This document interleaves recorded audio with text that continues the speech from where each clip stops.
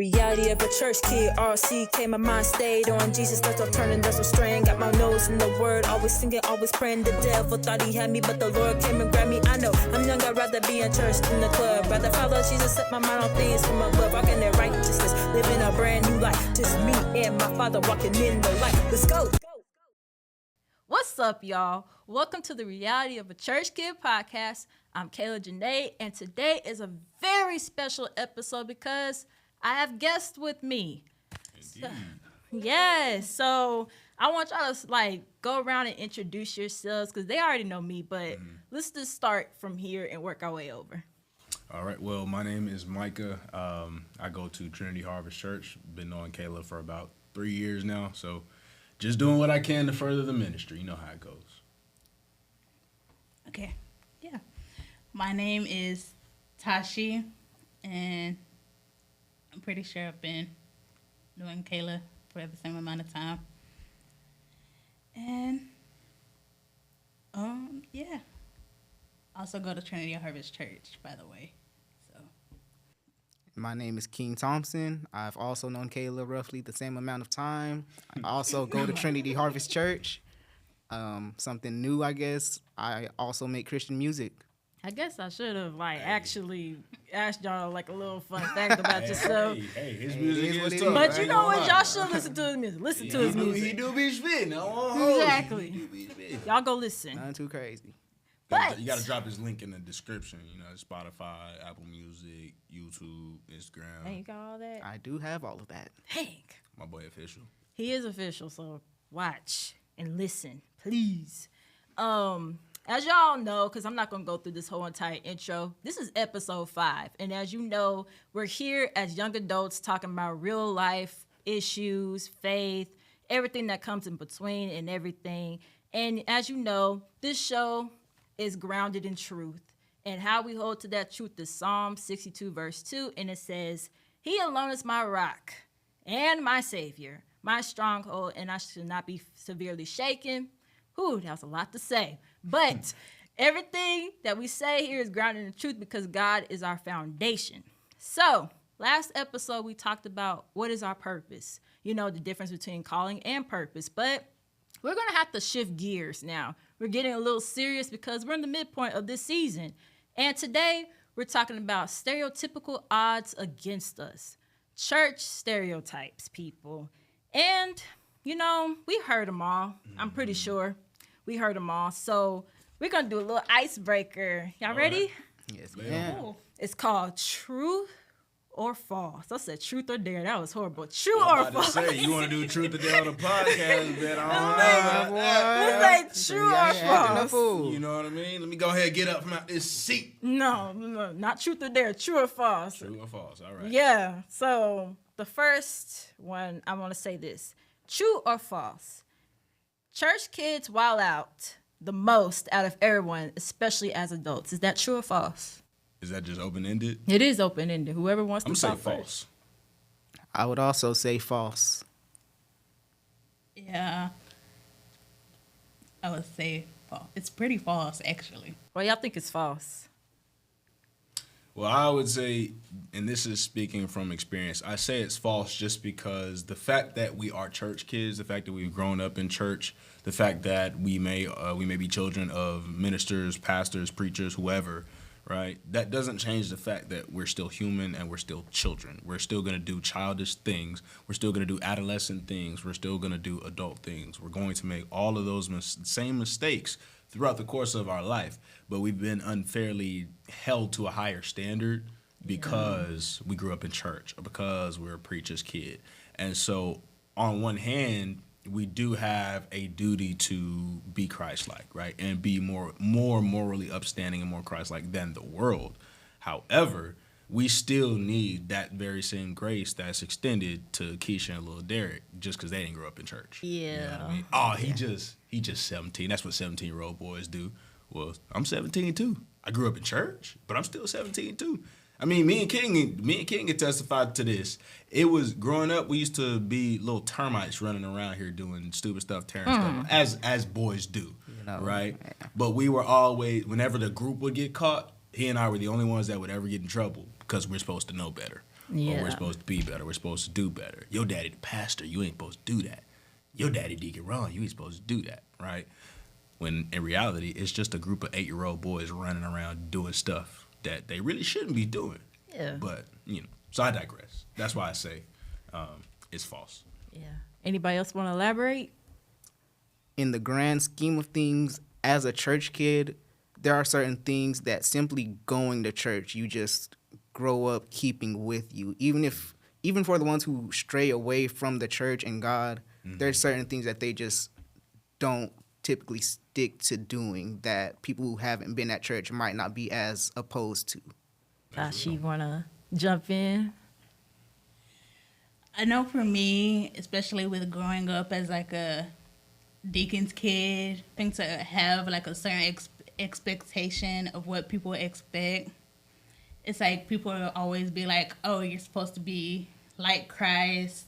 And a lot of times when people say that, they always expect you to be like exactly like Christ or exactly like God.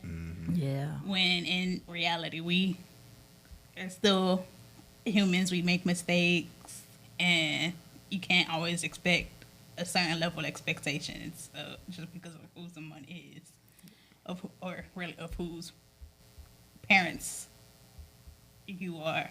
Yeah. Yeah. I'll say my experience, because I didn't grow up here. I actually went to another church before I got here. Basically, with me going off to school, I didn't wild out like people thought I was going to. I did have my little radical moment, but I was like, I controlled myself real quick because I felt so much conviction afterwards. Like, I was like, I ain't trying to get no lightning strike down on me. I ain't gonna lie. I get it. Especially because you got parents and then you also got God. Because I respect God way too much to be like, nah, I'm going to just go ahead and, chill out. So let's go to our next one. Because we can't stay on this too long. Let's see. True or false? All churches have stuck-up church mothers. False. Definitely false. I don't know. I kind of feel like it's a little true. At least one. I don't know. King, what you feel? Trying to think if we got one here. I can't think of nobody on top of my head, so I got to say false right now. Ooh, well, dang. I'm the only one that said a little bit of truth. Because you grew up Kojic, didn't you? No, I grew up Baptist. Baptist is one of them. Even still, Kojic and Baptist, they always got the church mothers with the big hats who think they better than everybody. Thing is, she wasn't even a church mother. I just didn't like her.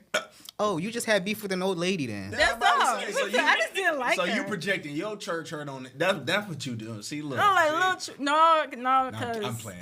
I mean, there are some that be like, they really be questionable and be Absolutely. like, okay. But why y'all say false? Well, the reason why you do have those quote unquote stuck up church mothers, it's not just church mothers, it's really church people, period. But it's kind of like what I know our audience won't be familiar with this with the message that Pastor just taught on Sunday, which go listen to that. We're gonna figure out a way to put the link in the description. Go listen to that because it was amazing. But he talked about how a lot of times seasoned folks are forgetful of what they were doing when they were our age or the way that they were living when they were our age, and that's part of the problem. They have that selective memory, right? And so sometimes that judgment comes into play when if you really play back the tape, you had the very same struggles that we're going through. So it's not that we need your judgment. We need your encouragement and your wisdom. The reason I say false is because although that is a prominent struggle for a lot of fellowships, I do believe that there are many more, such as ours, that we don't have that. But we've also fostered an environment of transparency. We've fostered an environment of equality, right? Nobody is better or worse than anybody else. We all got our own stuff.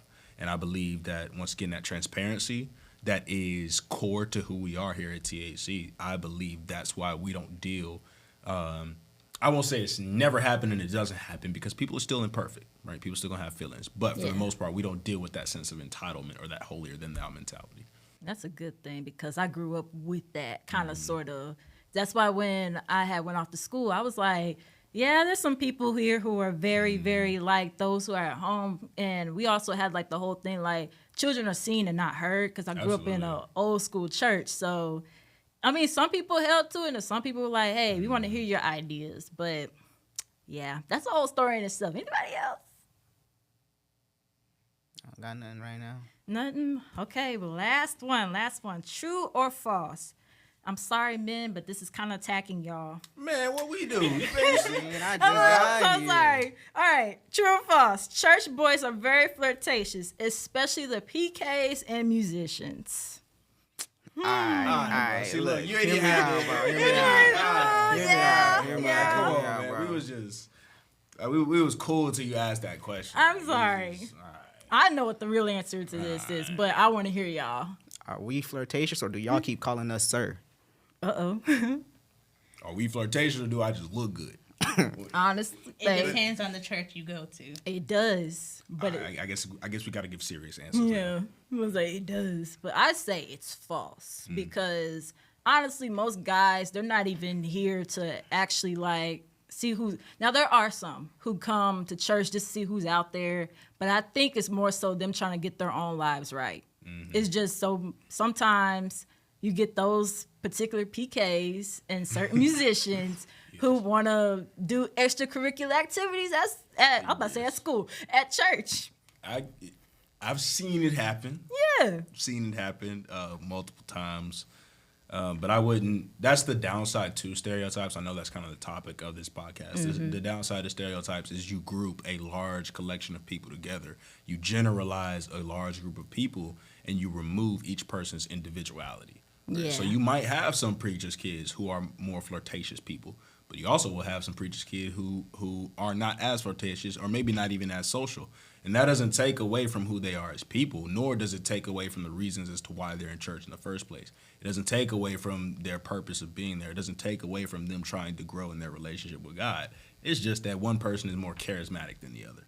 Yeah. I mean, honestly, I would say this, like, I've heard and I've seen personally where sometimes church musicians, they try to go after church and be like, hey, I saw you from across the way. Like, what's your name? I've seen it. And then also there are certain church musicians and preachers' kids, because you also got the female preachers' kids as well.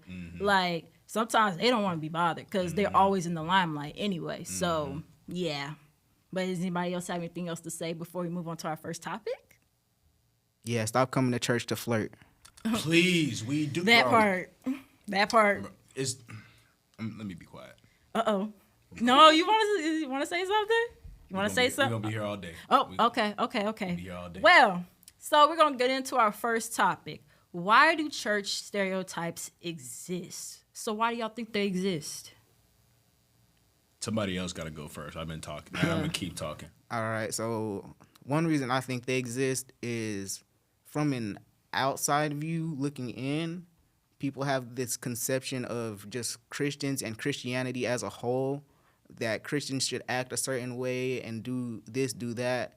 But in reality, we just follow God, but we still make the same mistakes and do the same things as anybody else. But for somebody who like doesn't believe, they might not grasp that concept. So they're like, oh, you still sin, you're not a real Christian, you're a bad person. Like, I know I'm a bad person, that's why I'm a Christian. Real talk. Honestly. I would say definitely sometimes it can be because, like, if people only go to, like, certain churches or grow up in around certain people, then they're going to have that thought of, oh, all Christians act this way, or they're supposed to act this way. And if they go to like a certain church, then they're gonna expect that if they go to this next church, then they're gonna automatically assume that the people there act the same. Honestly. So do y'all think that media plays a role in these stereotypes? Like media such as like TV, film, news, social media, any of those? Most definitely. Yeah. Yeah, absolutely. As it does with a lot of things, it misportrays. I believe it misportrays our faith greatly. I believe it misportrays the church greatly. Honestly, church stereotypes do exist because we're imperfect. And so you have, I don't want to say this, they exist because we're imperfect. And you will have those group of people who think they are better just because their specific sin doesn't look like yours, right? We have, a lot of times we tend to forget, we have modern day Pharisees all across the nation, all across the globe, and all across our faith, right? The Pharisees' main problem was that they were so focused on calling out other people's sin that they couldn't even realize their own. And so you might not be out partying and getting drunk and getting high and sleeping around doing whatever every weekend, but your heart is still full of anger. Your heart is still full of judgment. Your heart is still full of lust. And so there's no difference between you and Lil Derek just because Lil Derek is running the streets every weekend. You can't forgive that person, but you think you're better than Derek because, and I say you, but I really should say we, right? Because I'll be honest, I have struggled with that before, and I still have to relinquish that to God every day. I still have to ask him, hey, in these moments, in those spaces, in those instances where I feel myself getting judgmental because I don't necessarily go out and sleep around, or I don't necessarily go out and smoke or get drunk, forgive me first and foremost, but renew my heart, cleanse my heart, help me to remove the spirit of judgment from me, because no, I'm not out there doing that, but that judgment is in my heart, you know what I mean? Or I just cussed my coworker out because they done pissed me off. Or I was watching something she had no business watching. You know what I mean? So everybody has their own thing. Everybody has their own shortcoming, and it's unfair for us to judge or feel like we're better than somebody just because it looks different. So I said all that to say, I think the church stereotype, media does play a part, but honestly, it comes from our behavior. It comes from our behavior, our indisciplined or undisciplined behavior as believers. And so when you have people who aren't knowledgeable enough to explain the true context of this faith, who can just say, I'm a sinner, but I believe, or let me rephrase that, who just say, I believe in this God, I believe in this Christ, but I'm still out here doing everything that I'm not supposed to be doing. When you have that person who cannot explain the context and the depths of their faith, then you have misunderstanding, then you have discord, then you have all of the problems that we see today. Hey, and there's too many problems too. So actually, the next question I have is like, what stereotypes have y'all encountered or assumptions? Okay, so I can, as a Christian rapper, one of the stereotypes that like directly comes to me is Christian rap being corny, right? And I'm not gonna lie, some of it be corny. I'd say the early stuff. It's probably something that dropped yesterday that was corny, not gonna lie. Oh. But He not wrong. the thing is, there's this misconception that all of it is corny. There's no way to make good Christian music, and so people have this thought of, I either got to listen to secular or listen to only hymns and only strictly gospel. But that's just not the case. You got to find something that just resonates with you, with your type, because there's Christian music of literally every single genre. There's Christian country, Christian rock, Christian rap, Christian trap, Christian R&B. Yes. There's everything out there. Everybody don't sound like NF, no shade. Well, Yeah, I'm just saying. But I'll even go another further. A common problem that I see even in the Christian rap industry is that we expect, let me rephrase that. The world expects or unfairly places a stereotype of Christian rap literally just being about glorifying God, or literally just being about this God that I serve. I'm not drinking, I'm not smoking, I'm not this, that, and third, yada, yada, blah. The world views us as corny, quote unquote, squares because we're not talking about the secular stuff, a sinful life. We're not talking about pimping women out. We're not talking about selling dope in the streets. We're not talking about shooting up folk. Right. We're not talking about those things. And that's not to, let me backtrack to what I said at first. That's not to say we couldn't spend the entire song or all of our careers glorifying and worshiping God, because we could, and that still wouldn't be enough. Right? He's more than worthy of that. But when you really dive into what Christian rap is, you will hear a lot of artists who are telling their stories. You will hear a lot of artists who their songs are testimonies as to what God has brought them through, as the struggles to what they've been through and how God has seen them through it. Once again, the common misconception is that as believers, we're perfect. We don't screw up. We're better than everybody else. But no, I'm just as broken as you are. Like he said earlier, I'm just as broken as you are. But that's why I have a God that I serve who forgives me and heals me in spite of. And that is honestly what I believe is at the heart of Christian rap. And if you would listen and pay attention, you'd hear that. Yep. So tell me about a time that stereotypes actually made y'all angry. I got a story to tell on this one. To be honest, like, I would say one of my exes judged my whole entire friend group. Like, he called us all judgmental because, not only because of the God we serve, but actually, like, he just felt like all Christians were just judgmental because I guess he had one bad experience and it just kind of just turned his whole entire thing of like, oh, Christians are judgmental. I don't want to be in church. I can learn the Bible, but I don't want to actually be in church. So that was one that kind of made me mad because it's like, okay, you're going to be with me, at least, you know, come to church with me, at least see for yourself. Don't just go based off of how you felt before. But that's just church hurt instead. Like, but it's the fact that even when he had got around VOP, which you know Voices of Praise is, pretty much he was like, y'all are still judgmental. Y'all pretty much act stuck up. Y'all are like all the same Christians, stuck up, judgmental people. And I was like, I want to punch you in the face, but I can't because, like, yeah, I'll probably be dead. Now, I'm gonna pose a question for that young brother, and if he watches this, then he'll know where it's to you. Sometimes when you get around a group of people who is not that judgmental, but just unashamed of the God that they served, unashamed of their faith, is it that they're really being judgmental, or is that the conviction of your heart? That part. Because if you get around a group of people who are not going to judge you, you get around a group of people who are going to welcome you with open arms and understand where you at, because either they've been there or they are there, understanding that they're not perfect either, but you still feel like you're being judged, or you still feel like they're a judgmental group of people. And that's not to invalidate anyone's feelings or say that they're unfounded, but is it really that they're being judgmental, or is God just trying to convict you? Is the Holy Spirit just working on your heart? So, anybody else got stories? Because, yeah, we love to hear it. Well, I know for me, it's always been like, oh,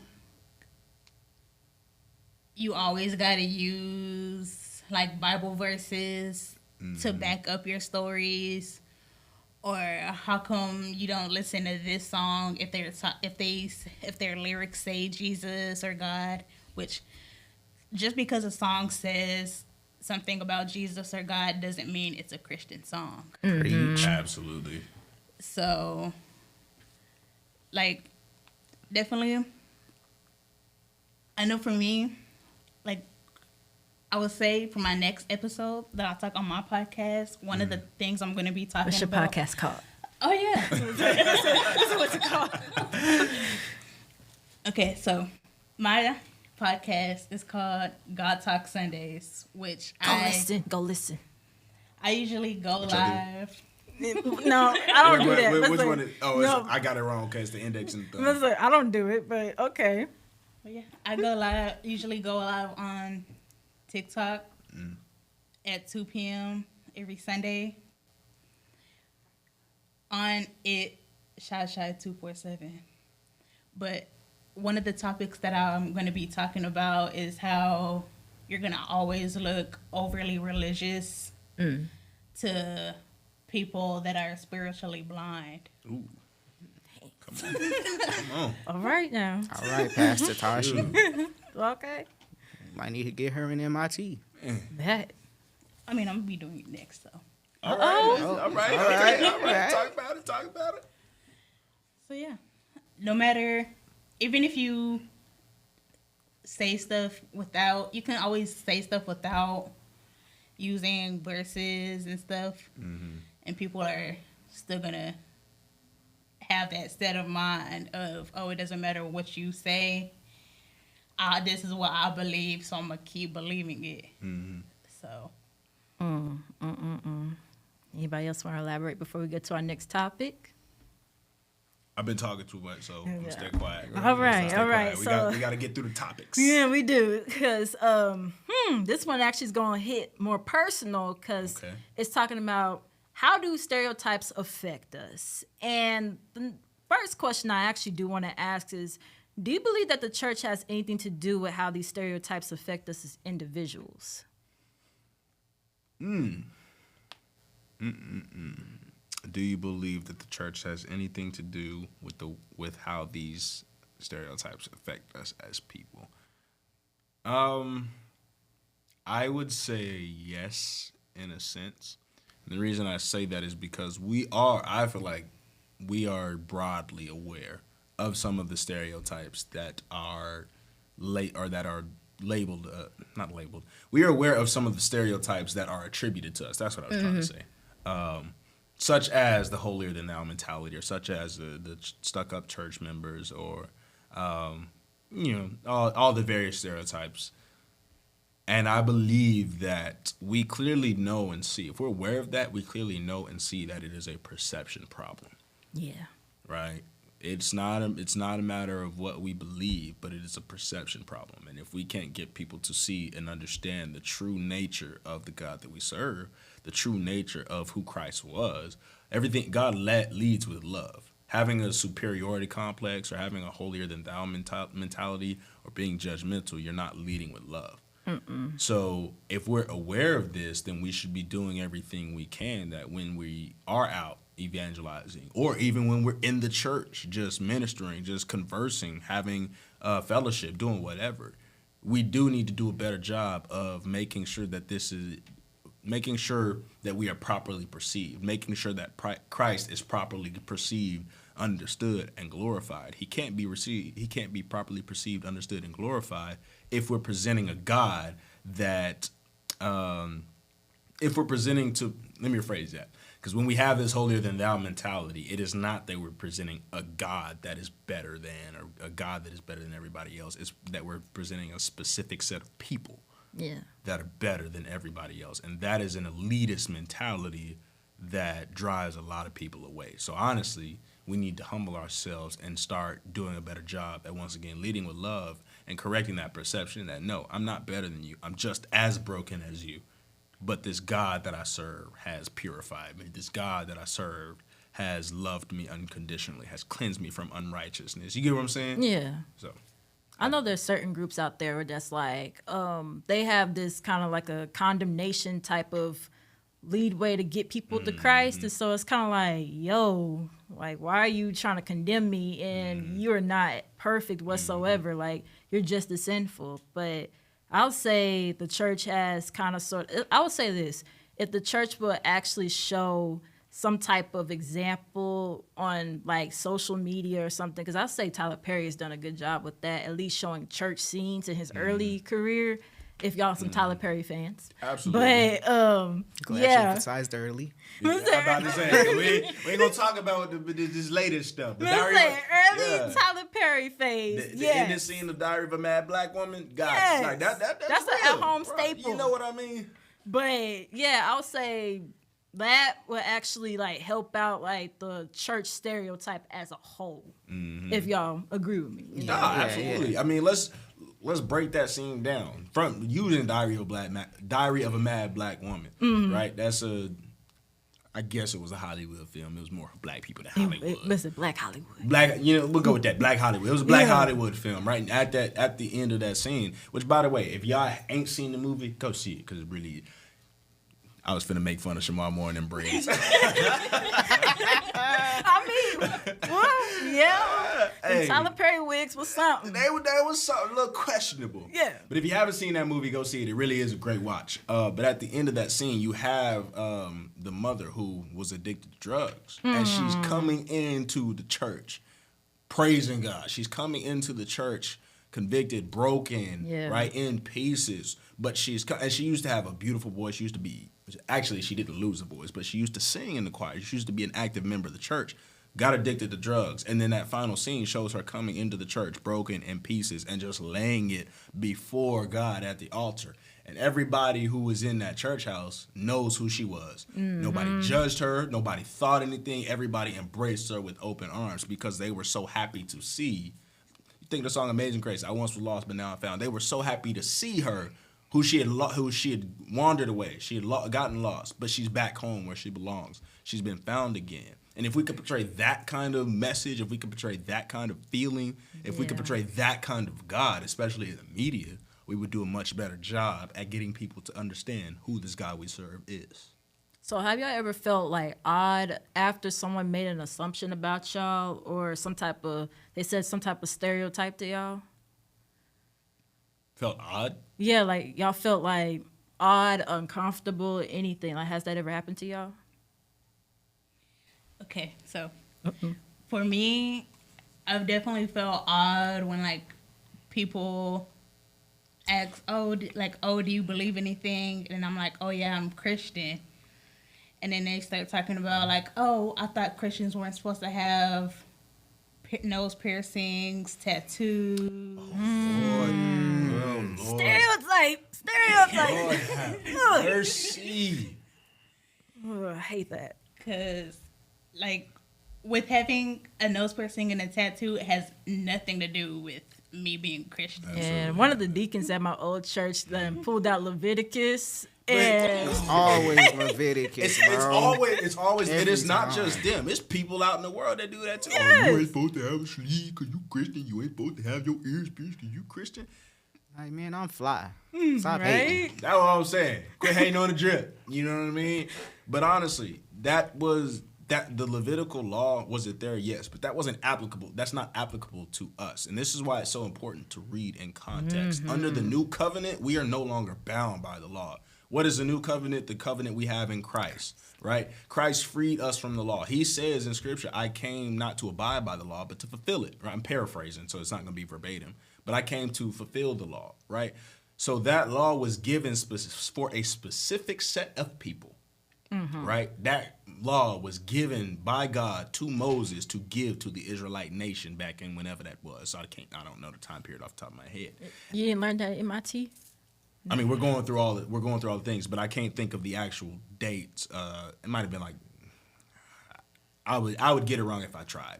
But my point is saying that law was given to a specific set of people for a specific set of reasons. It was a common practice of pagan worshipers to mark their bodies in I want to say celebration. Celebration of the dead in honor of the dead, something like that. But if you go read that scripture, he talks about you shall not mark your body, or if you read that law, that commandment, whatever, you shall not mark your bodies to communicate with, to talk to celebrate the dead. I can't remember it specifically. But once again, it's important to read that in context because you're taking a law that was given to a specific set of people thousands upon thousands of years ago for a specific set of reasons. You're taking it out of context and then applying it to us today. When if you would just go read further down in your Bible, we are not bound by that law anymore. Has anybody else felt odd about anything?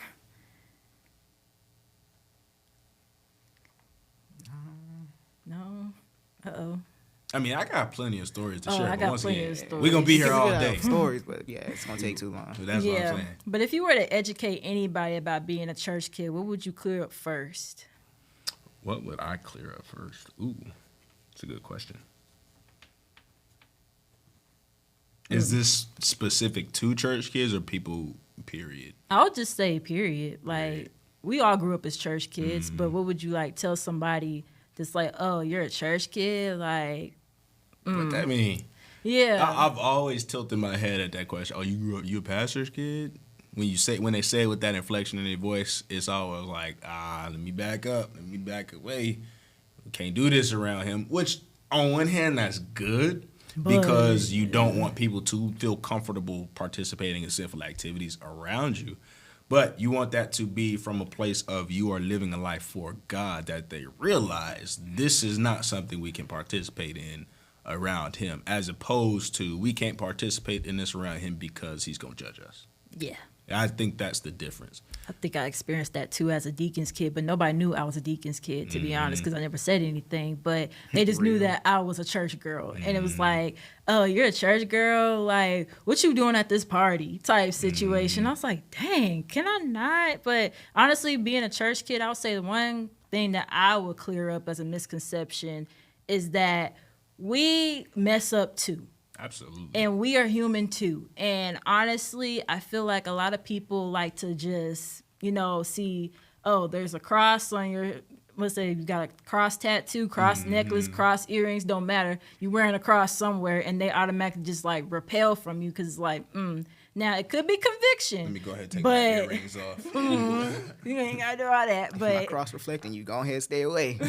like, it's kind of like like, why you would just, no, I don't want to be around you. And I've had that a lot. Or people be like, oh, you're just this or that. Like, you feel like you all that because you worship Jesus. Like, worship Jesus is crazy. But okay. But yeah. So topic number 3 is actually the world's view versus God's view. And one of the questions, we always question, like, how God sees us, because I don't know about y'all, I have a lot, but like, how does God feel about me? So the first question I want to ask is, because of certain thoughts and opinions of others, has it ever, like, made you think about how does God feel about you? Directly in response to what others think or have said about me? Yeah, like, say, for instance, like, someone says that, like, you doing too much and everything. Well, does God think I'm doing too much? Like, God, am I doing too much? Am I, being too radical about my faith and everything to the point where you end up shrinking yourselves down and stuff? Like, has that ever happened to y'all? I feel like in those situations, I'm typically more focused on what God thinks of how I react. Because on one hand, I could just be like, you're stupid. You think I'm this, and that. But, calm down. It ain't that deep. You can have an adult conversation, talk it out. If they don't get it after that, it's beyond me. Well, have I ever wondered what God thought of, or thinks about me because of something someone else said? Kind of like he said, it has never altered my perception of how the Lord views me. It's never altered my perception of how much he loves me, cares for me, and values me. But kind of like what he said, in those situations, it is, okay, God, how am I delivering this message? How am I coming off? How am I being perceived by people? And as a person who has a very serious problem with empathy, I struggle with, and y'all know me, so I struggle with empathy, greatly struggle with empathy, and I really don't care what most, if not anybody, thinks. There's probably about 6 people on this planet whose opinion matters to me, maybe 7, who's genuinely matters to me, right? And I'm not encouraging y'all to become this person who just don't care about nothing, because I am working to grow out of that, because I don't think that's not a person I want to be. But even in saying that, it is less about their opinions affecting how God sees me, but then asking God, okay, they see, this is how they see me. This is how they're receiving the message that I'm presenting them, regardless of whether it is a verbal message. I'm still presenting a message by the way I live my life, by what I do when I'm present in this environment. Even if I never open my mouth, I'm still delivering a message by what I do when I'm in X, Y, and Z space, or when I'm around these people. So if they get that, if that's how they receive the message I'm presenting, oh, you're this, you're that, oh, you worship Jesus, oh, we can't do this around you. Okay, God, what message am I presenting? How is it being received? And what can I do to change, to grow, to be better, so that way they receive you in the proper and correct light? Yeah. I be getting sensitive. I be almost crying. I be like, dang, what did I do wrong? Like, oh my gosh. But Tashi, you want to add anything? I know for me, there was a point where I was sitting there like, oh, like, okay. Gotta tuck the hair behind your ear. But then also, like, once I started growing up and figuring God out for myself, instead of, like, through my parents, then that's when I started realizing, like, okay, not everything everybody says is going to matter. And that just because they say, like, oh, you're too religious for this, too Christian for that, and I don't want to be around you if you're being this holy and stuff, then I gotta think that's like, okay, well, God thinks I'm fine, so That's all that matters. That's all that matters. How does your good Lord see me? Exactly. So, do y'all think that we're experiencing the same ridicule as Jesus in today's modern time? Not in the No, slightest. not at all. I mean, Not in the like, slightest. I guess the No. way I wanted to ask that question, like, you know how, like, throughout the Gospels, people looked at him like he was crazy just because of what he was doing. Like, I would say, I don't know how I was thinking about that question when I wrote it down, but I was like, do y'all feel like we're getting kind of like the same treatment of, like, you're crazy for even, like, believing in a man who pretty much died and rose again? Like, what are you talking about? Like, that sounds kind of ludicrous. Like, I guess that's where I'm at. I'll say we get a different level of that treatment because we do have people who cannot fathom that we believe in a God. They cannot fathom that we put our trust and faith in a man that we've never seen. We put our trust and faith in a God that we've never seen. That we put our trust and faith in a God who, quote unquote, one of the most common questions you will hear from people who challenge our faith: if God exists, why do bad things happen to good people? Or the inverse of that question: why do good things happen to bad people? Right? I'm not going to go into that because that is another rabbit trail. But we do deal with that. We do have people who question our faith, who ridicule us, who judge us, who don't understand.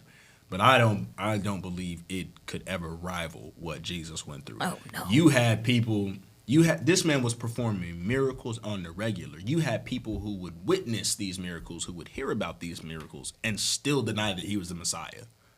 So these are firsthand and secondhand witnesses, right? And you have people who would still deny that he's a Messiah. So I don't think that I don't think it's anywhere near what he went through. But I do believe we still are ridiculed and persecuted to this day. I mean, he says in James, "Blessed are those, or count it all joy when you're persecuted for my sake." I was about to combine two verses. Don't be mad at me. My brain is like.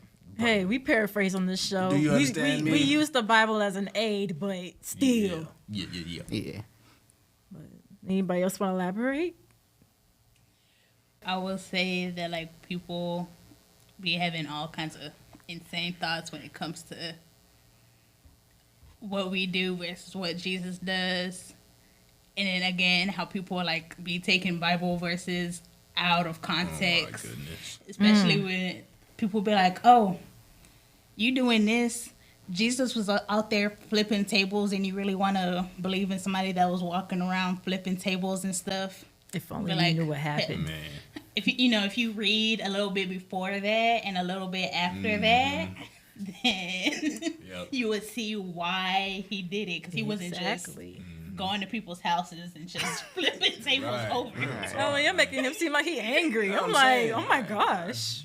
No. Cherry picking verses is one of my biggest pet peeves about people who try to disprove our faith, because I genuinely believe that if you put as much time and effort into actually understanding what you're reading before you make your point, then if you put as much effort into that as you do into trying to disprove us and trying to disprove our scripture, trying to disprove the God that we serve, you would find out so much more. Think about it this way: the greatest lawyers don't prepare by figuring out how to argue their point. The best lawyers prepare by figuring out how to defend against their the counter argument, right? The greatest lawyers will take their opposition's point of view and try to argue it so they can figure out what kind of points you're going to make, what kind of things you're going to bring up, how you're going to attack this, and then defend it that way. Right. So if people would take that same approach, okay, I don't believe this. I don't believe that Christians should be having tattoos and nose piercings and this, that, and the third, because it says in Leviticus chapter whatever, verse whatever, you shouldn't have no tattoos or no piercings. Okay, well, what would they say in defense of this? Okay, well, let me go figure out and read and figure out what they, okay, well, this is what they would say in defense of this, but that actually makes a lot of sense. So if you would just read, if you would just do the research, if you just take the time, you would understand and you would see how much revelation there is when you read in context. So, last question. How would you set yourself apart from the stereotypes as a Christian? It's a great question. I'll say, in what context? Well, in what context? I would say, like, in general. I didn't think that far ahead. I'm sorry. All right. So there are some stereotypes about Christians that really only exist because some people hold religion over their actual relationship with God. Talk about it. So the way that I just try to separate from those stereotypes is by focusing on my relationship, because some people, they'll be like, you got to make sure you're at church every Sunday, Monday, Tuesday, Wednesday, Thursday, doing this, doing that. You got to be there all the time. If you sin, you got to do this, this, and that. And then they get on the highway and cuss 3 people out in 10 minutes.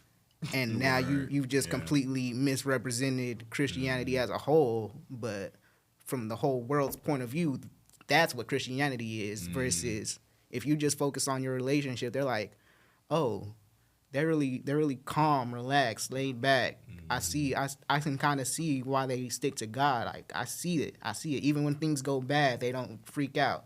So that's just a way to separate from the stereotypes. Okay. I would say, like, definitely, like, just because there's, like, verses that can back up things that you're talking about doesn't mean you always have to be like, oh, in the Bible it says this. Some in the Bible it says this. Like, there was one episode I had where somebody was like, oh, if God is this, this, and this, how come he lets what's happening in this country happen to kids? So I was like, oh, okay, let me tell you that it's not because God lets it happen and he wants it to happen, but also because that he lets people have, like, a freedom to do what they want, and he's not gonna, strike you down for doing something. And completely didn't use any verses or anything. And once I explained it, they were like, oh, okay. And then after I finished, they were like, okay, you know what? I think I might, at least go to church, even if it's for like one Sunday. I tell people all the time, the greatest, I believe, aside from his son's sacrifice, that is the chief gift that God has ever given us. But right below that, I would put free will. The reason I say that is because God he loved us so much that he gave us the choice to not choose him. You know how much you have to love somebody to give them the option you know how much you have to love somebody to give them the option to walk away from you, right? I'm in a relationship right now. I'd be danged if that woman walked away from me. My heart gonna be so crushed, it's gonna be so hurt. And technically, she's a grown woman, so that is well within her rights to do so. But if it was up to me, in my humanity, it would be tough for me to give you that decision, because I want a relationship with you. I want this life with you, right? And I believe that God is the same way. He wants a relationship with us. He wants this life with us. But he only wants our love if we choose to give it to him. Right. And so I believe that giving us free will to do good, to do bad, to choose God or to not choose God was the greatest gift. Because if you're forcing somebody to devote their entire lives to you, if you're forcing somebody to bow down and worship you, if you're forcing somebody to glorify you, to do all of these things, is it true in nature? Is it true love? Is it true worship? Is it true devotion? Think about it like a dictatorship, and you're forcing these people to follow you. If they had a choice, and it's throughout, you've seen this throughout history.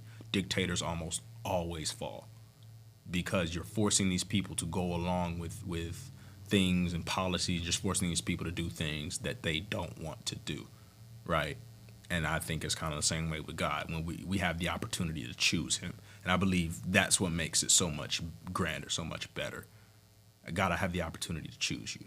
You chose me first, but I have an opportunity to give that back to you. I have an opportunity to love you. I have an opportunity, because you showed up for me when I was down, when I was out, when I was going through whatever. And you didn't have to.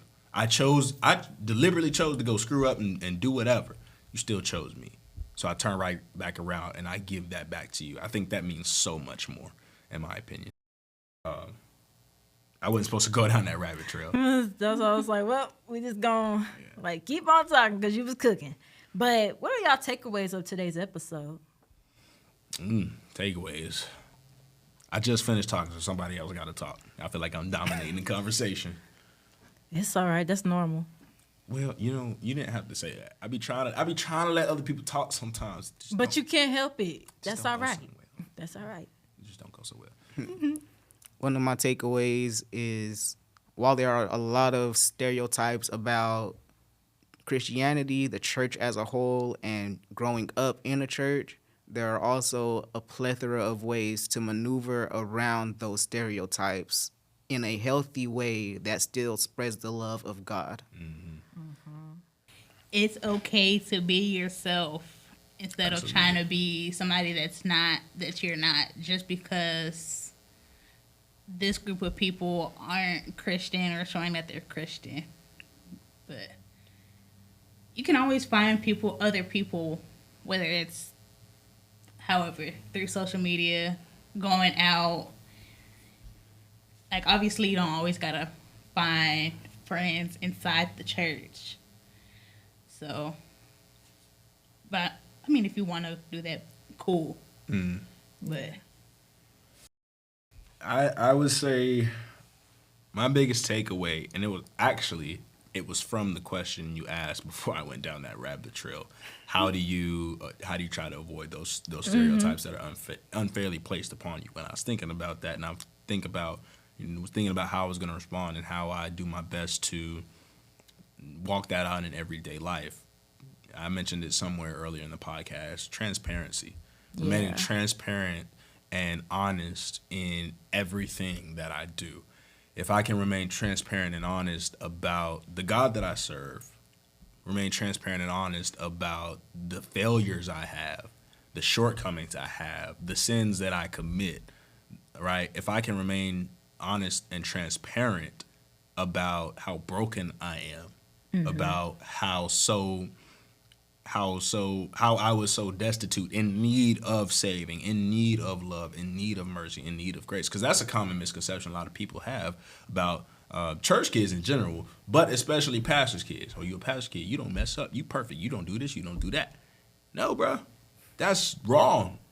That is wrong. I go through it just like everybody else. I screw up just like everybody else. And so the people, especially my counterparts here at THC, that's one of my biggest things that I work on, is being transparent and getting y'all to understand I'm right there with y'all. I'm in it just like y'all. I go through things just like y'all. I've screwed up just like y'all, done things I shouldn't have done just like y'all. Yeah. But I have to go back to the Father each and every time, just like you do. Just like you do. So I believe that transparency does, and will continue to help me evade those stereotypes. And then I need to do a better job of taking it outside of the four walls of the church. Yeah. I'll say my takeaway is definitely not leaning on people's opinions, because that's what stereotypes are. They're opinions. They're like, because you got facts and opinions are obviously how people feel. It's not factual. It's not backed up by truth.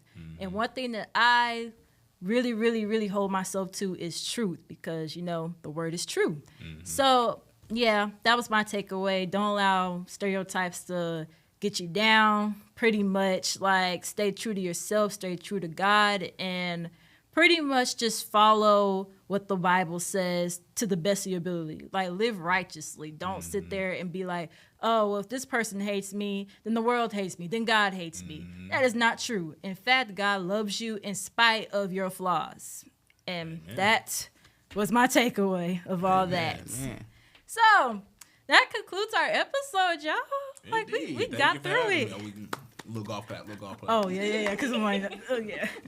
But yeah, even though it was very tedious to do, because I'm hot. Not gonna lie to y'all. Hey, But you just gotta work through it. You gotta work through it. exactly. But I just hope that y'all enjoyed this episode. Please follow all my social medias. All of them. Yes, Every all last of one. them. Like Go TikTok, Facebook, Now. Instagram. Also, subscribe to my YouTube. Yep. She Please, official. please, She got all please. of them. Do y'all want to shout out anything? First, giving honor to God. who Not is that. head. But What you are can. what You are still. what You are still talking can do about? that. Anyway, like Yeah. I was saying, first giving honor to God, who is glory in it. No, I'm playing. I'm kidding. Let's say, just shout out anything like y'all social media. Oh, you can find me anywhere at _King Thompson. Take out all of the vowels. That's where you'll find all of my music. Actually, never peeped that. Actually, I never peeped that. You did take all of the vowels out of that. That's crazy. You learn something new every day. You learn something new every day. Stream Insomnia. That's the best song out there. Yeah, I got insomnia. you're gonna have to send me that so I can post that. Got you. Yeah. Nah, I don't have no shout outs. Oh, and Back in That Mode featuring Mycah. Okay, maybe I do have one shout out. Maybe I do have one shout out. Wow. Yeah. Me too. For Instagram, TikTok, Facebook, whatever the last social media was. YouTube. God Talk Sundays, which is all no space. So, and it has pretty much this logo with Sundays under it. So it's not that hard to find. Indeed, I lied. I got one more shout out. Okay. I can't be on a podcast and not shout out my church. Go follow THC Connects everywhere. That's on Instagram, TikTok. Subscribe on YouTube. It's at THC Connects everywhere. And then show up. We got Sunday services at 10 a.m. Every Sunday. We always start on time. We have midweek services Wednesdays at 7 p.m. Sometimes we got Wednesday Word. We have men and women breakout sessions. We've got even our young adult sessions, which we all are Pop part of out. that. If you're 18 to 35, Yeah. come to the young adult Matter session. of fact, it's The next week. Connect. When is this going out? Friday? Yes. Yeah, so matter of fact, you're going to see this before then. So Wednesday at 7 p.m., she's going to drop the link and the address in the description, 628 West Pipeline Road, Hurst, Texas, 76053. The Connect Young Adult is meeting, and you need to be there because it is going to be something powerful. So yeah, come join us because we would love to have you, and this is a great fellowship. That's all I got. Man.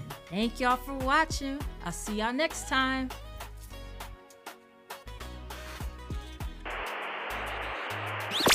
I mean, yeah, it's still that. What but, you mean? But you can still. We're recording. That's fine. Got you. Yeah, you're good. We wrapping up anyway. Edit and post. How about you say, I mean, My life is brand new. Since I walk a